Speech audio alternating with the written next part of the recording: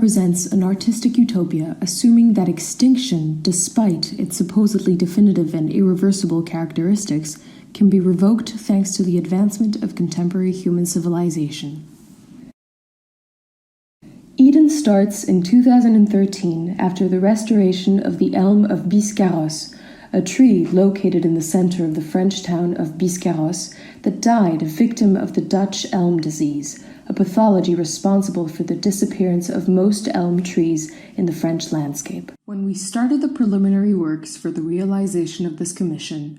we contacted the elm specialists of the INRA, the Institut National de la Recherche Agronomique, and, by exchanging a dialogue with them, we developed a project that articulated scientific research and artistic creation.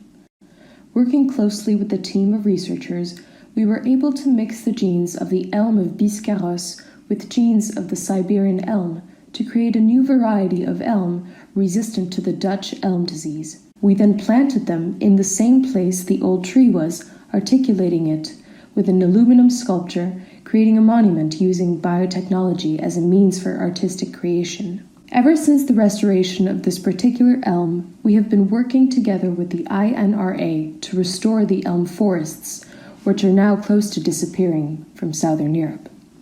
Our project became well known, and our interdisciplinary team received invitations from different parts of the world to work on different species of trees.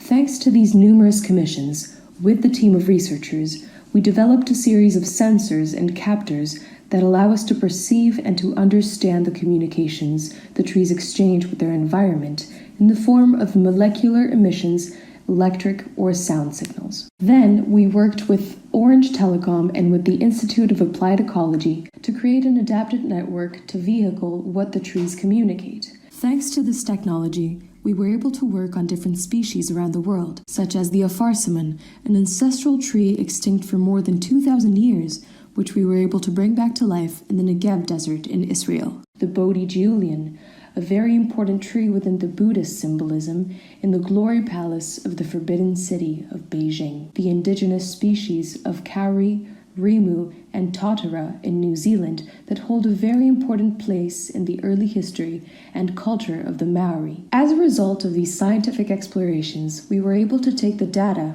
gathered from the trees and translate it into different types of art forms. Dynamic linguistic transcriptions of the communications from the trees were created with local trees for the Guangdong Museum of Art in Guangzhou, for the Cartier Foundation in Paris, for the Perth Institute of Contemporary Arts in Australia, for the Negev Art Museum, and for the Pompidou Center in Paris. Sound installations based on the amplification of the sound generated from the circulation of sap were created in collaboration with the Institute of Applied Ecology and with BioArt Society for the Roe Contemporary Art Biennale. In New Zealand, we collaborated with the Maori community, the Auckland University of Technology, and with the Auckland Philharmonic to build a musical performance created from the analysis of the communications coming from a kauri tree.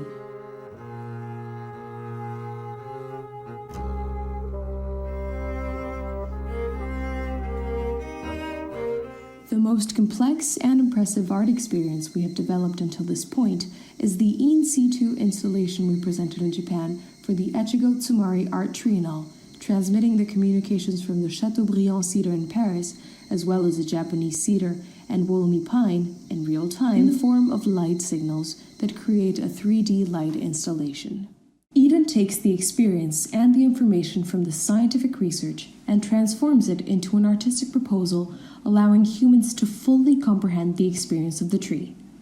The artistic exposition constitutes the ultimate expression of scientific exploration by the translation of data into an experience which humans can immerse themselves into and understand what the trees communicate with their environment.